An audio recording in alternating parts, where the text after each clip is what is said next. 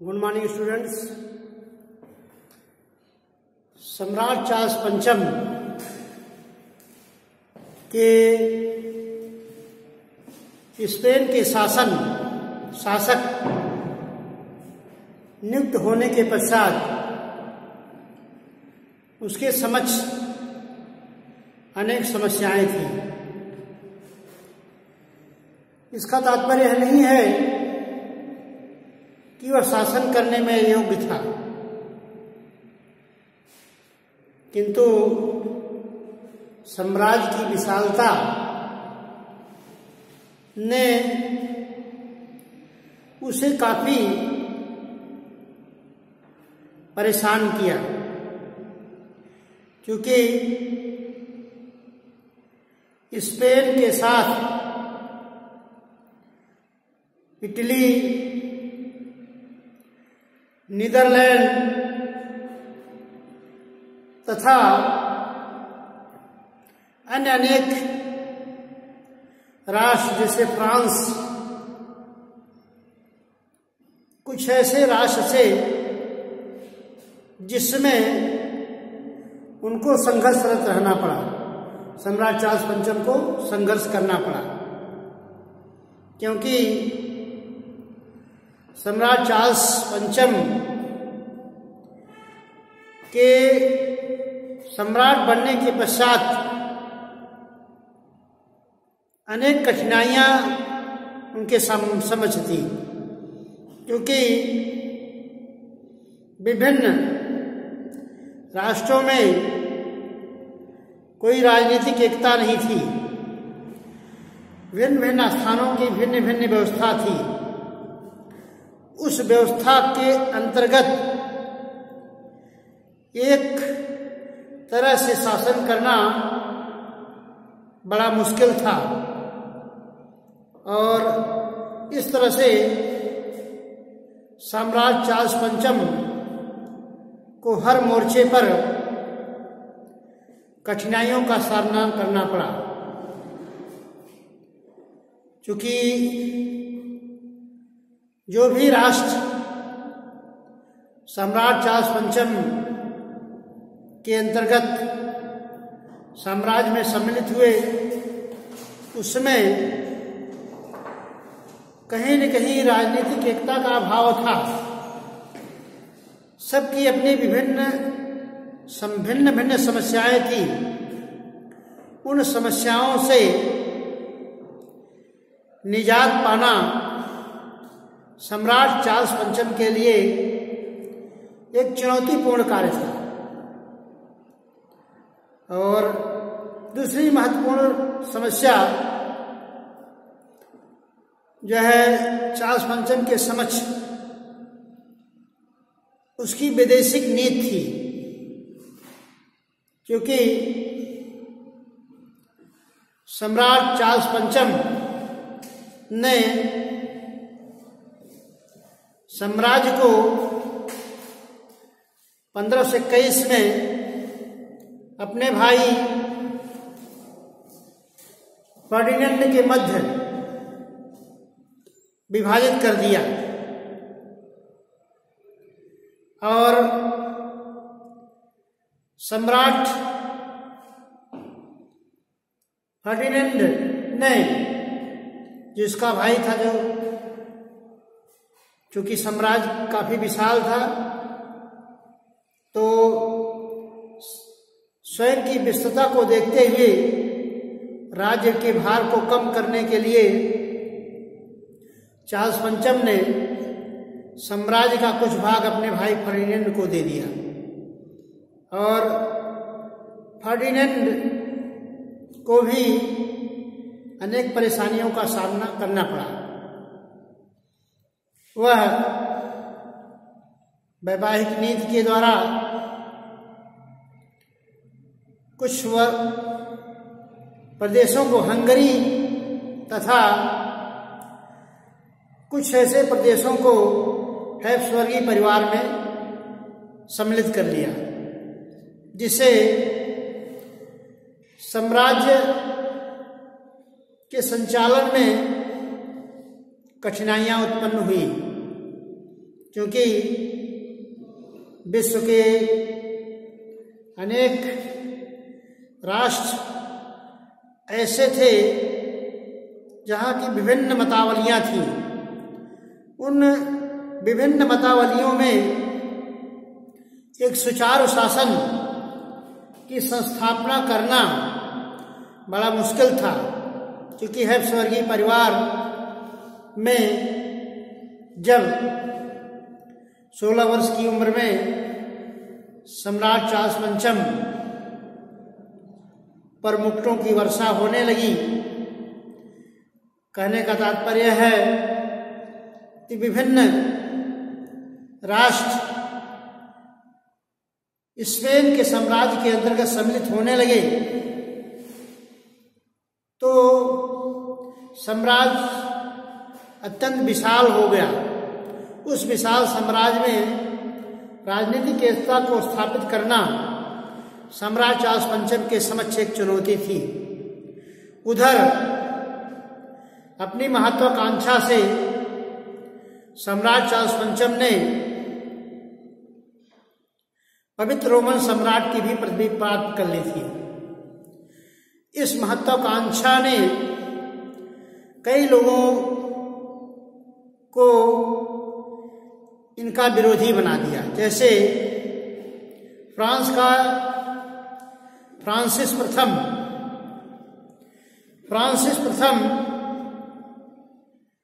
क्योंकि वह भी पवित्र रोमन सम्राट की पदवी प्राप्त करना चाहता था, तो अपनी कूटनीति से चार्ल्स ने स्वयं सम्राट की पदवी प्राप्त कर लिया, जिससे सम्राट चार्ल्स को हमेशा फ्रांसिस प्रथम से युद्ध करना पड़ा, जो कि एक परेशानी का कारण बनी, क्योंकि साम्राज्य अत्यंत विशाल था और विभिन्न राष्ट्रों में विभिन्न तरह की प्रणालियां थी। उस प्रणालियों में समरसता स्थापित करना सम्राट चार्ल्स पंचम के समक्ष एक बहुत महत्वपूर्ण चुनौती थी, और उस चुनौतियों का सामना करना चार्ल्स के लिए बहुत ही महत्वपूर्ण कार्य था, क्योंकि हैब्सबर्गी राजवंश का जो उद्भव हुआ, जिसने कि विभिन्न राजवंशावलियों को एक करके बहुत बड़े साम्राज्य की स्थापना की, जिसमें कि सम्राट चार्ल्स पंचम को राजा के रूप में इनका राज्याभिषेक किया गया। इस तरह से सम्राट चार्ल्स पंचम को जिस प्रदेश की सत्ता को सौंपा गया, उसमें राजनीतिक, आर्थिक, न्यायिक व्यवस्था को संस्थापित करना एक प्रमुख कार्य था, और आर्थिक व्यवस्था गड़बड़ न हो, राजनीतिक एकता स्थापित हो, लोगों के बीच में जो विभिन्न मामलों में असंतोष थे, उनको असंतोष को समाप्त करना भी चार्ल्स के समक्ष एक चुनौती थी। उन चुनौतियों से निपटना भी चार्ल्स के लिए एक महत्वपूर्ण कारण बना, क्योंकि मैक्सिमिलियन प्रथम जो पवित्र रोमन सम्राट था, जो कि अत्यंत योग्य शासक था, चार्ल्स पंचम भी महत्वाकांक्षी था। अपने पिता फिलिप की मृत्यु के पश्चात 6 वर्ष की आयु में ही यह राजगद्दी का उत्तराधिकारी हुआ, और चूंकि इसके नाना जो फर्डिनेंड थे, जो कि स्वयं एक महत्वपूर्ण यथा योग्य शासक थे, जिन्होंने अपने कार्यप्रणालियों के द्वारा पूरे हैब्सबर्गी साम्राज्य को स्थापित करने में महत्वपूर्ण योगदान प्रदान किया था। तो अपने नाना की मृत्यु के पश्चात इसकी मां जोआना सहशासिका हुई, जो कि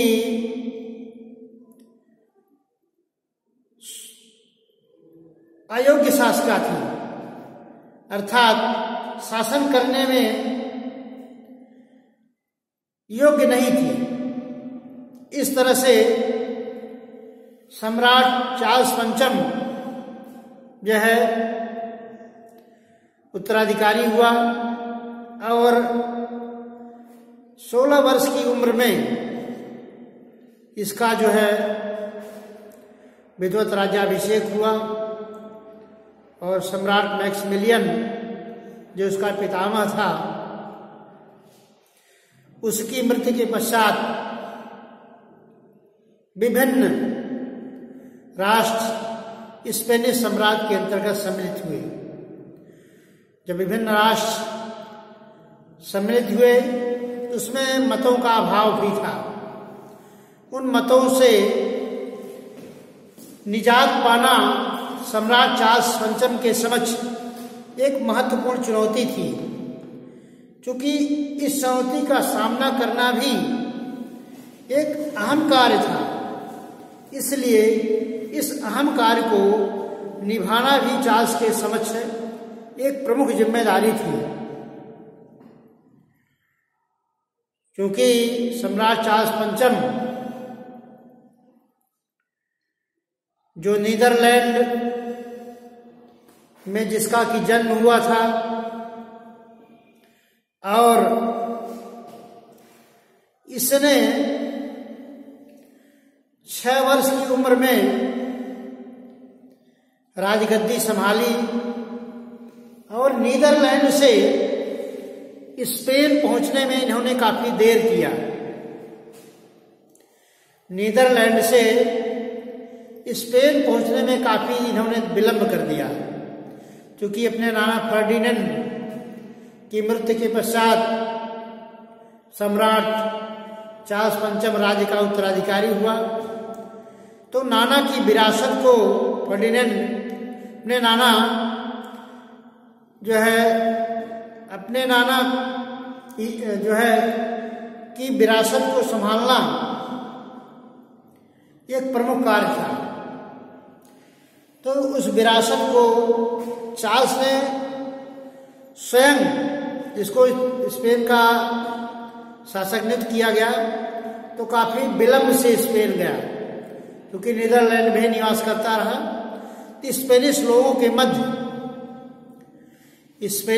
के मध्य सम्राट के मध्य एक वैचारिक तालमेल नहीं स्थापित हो सका, क्योंकि स्पेनिश लोग इसको शंका की दृष्टि से देखते थे और स्पेन तथा सम्राट चार्ल्स पंचम के मध्य जो सामंजस्य था उसमें स्थापित होने में काफी विलंब हुआ, क्योंकि स्पेन के लोग यह कहते थे कि विदेश से शासक आया हुआ है, अर्थात बाहर से आया हुआ शासक है, इसलिए ये लोग शंका के दृष्टि से देखते थे।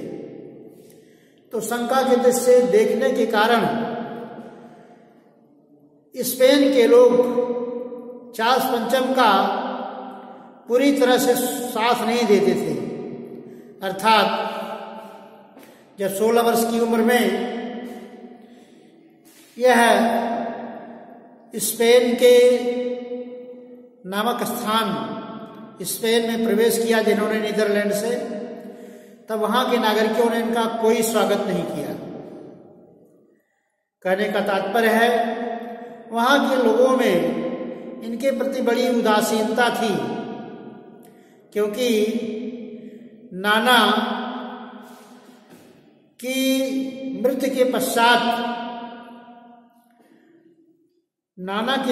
पश्चात इन्होंने स्पेन आने में काफी विलंब किया। इसलिए जो शासक शासित के मध्य एक सामंजस्य की स्थिति है उसको बनाने में काफी विलंब हुआ। इसलिए लोगों के मन में हमेशा शंका रहती थी कि बाहर का एक व्यक्ति स्पेन पर शासन करने के लिए आ रहा है। इस तरह से राजनीतिक एकता का अभाव था और चूंकि फ्रांसिस प्रथम जो कि फ्रांस का शासक था और लंबे समय तक चार्ल्स पंचम से युद्ध करता रहा, तो इस तरह से सम्राट चार्ल्स के समक्ष अनेक चुनौतियां थी जिसका वह पूरी तरह से उसको सामना करना पड़ा। यह नहीं है कि चार्ल्स अयोग्य शासक था, चार्ल्स एक योग्य शासक था अनुभवी था, लेकिन परिस्थितियां ऐसी थी कि जिनका सामना करना उनके लिए बहुत महत्वपूर्ण था। संघर्षपूर्ण स्थिति बनी हुई थी और इस जर्मनी में मार्टिन लूथर का काफी प्रभाव था और सम्राट चार्ल्स चाहता था कि पोप की सहायता से जर्मनी में प्रोटेस्टेंटवादियों के जो विचार थे उनको कम किया जाए, क्योंकि प्रोटेस्टेंटवादी जिनका कि प्रभाव जर्मनी में बना हुआ था वह जो है उस सम्राट को मानने में परहेज करते थे, क्योंकि प्रोटेस्टेंटवादी जो थे वह रोमन कैथोलिक चर्च के विचारों से ओतप्रोत होना नहीं चाहते थे। और इस तरह से सम्राट चार्ल्स पंचम ने यह कोशिश किया कि जो पोप हैं, पोप के माध्यम से वहाँ प्रोटेस्टेंट धर्म का विरोध किया जाए और वैचारिक तालमेल स्थापित किया जाए। तो कहीं न कहीं प्रोटेस्टेंट धर्म का विरोध का भी सामना करना पड़ा, क्योंकि जर्मनी जिसमें कि प्रोटेस्टेंटवाद का अभ्युदय हुआ, जिसे कि बाद में संभाला गया और पुनः जो है धर्म में सुधार की कोशिश की गई और धर्म में जो अराजकता व्याप्त थी उसको पुनर्स्थापित करने की कोशिश की गई। फिर भी लोगों के मन में आशंका व्याप्त थी और प्रोटेस्टेंटवाद के समर्थक इनका विरोध किया करते थे। साथ ही साथ इंग्लैंड के शासन से भी सम्राट चार्ल्स पंचम यह आशा करता था कि चार्ल्स का साथ दे। इस तरह से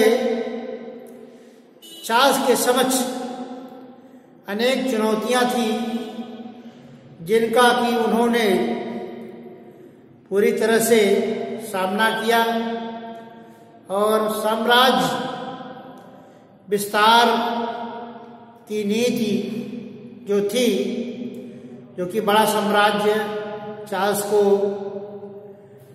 हैब्सबर्गी परिवार से मिला हुआ था, इसको संभालने की पूरी कोशिश किया। लेकिन विभिन्न विचारधाराओं के लोगों के होने के नाते उसमें इसको अनेक कठिनाइयों का सामना करना पड़ा। यद्यपि विशाल साम्राज्य का अपने भाई फर्डिनेंड के मध्य उन्होंने विभाजन कर लिया था और फर्डिनेंड को 1521 में जो शासन की बागडोर दी गई, जिसे विशाल साम्राज्य का भार कम हो गया, फिर भी अन्य अनेक ऐसे राज्य थे जो कि असंतुष्ट थे। सम्राट चार्ल्स पंचम को पूरी तरह से मानने में सहमत नहीं थे, क्योंकि जर्मनी एक ऐसा राज्य था जिसके द्वारा जहां पर कि प्रोटेस्टेंटवादियों का अभी भी अत्यधिक प्रभाव था और वह प्रोटेस्टेंटवादी जो विचारधाराएं थी, यह पूरी तरह से कैथोलिक विचारधारा को मानने में अपने को असहज महसूस करते थे। साथ ही साथ फ्रांस स्वयं भी जो है स्पेन के शासन को मानने में अपने को असहज महसूस कर रहा था। इस तरह से चार्ल्स पंचम के समक्ष अनेक कठिनाइयां थी जिसका कि सामना उन्होंने बखूबी किया। Thank you very much.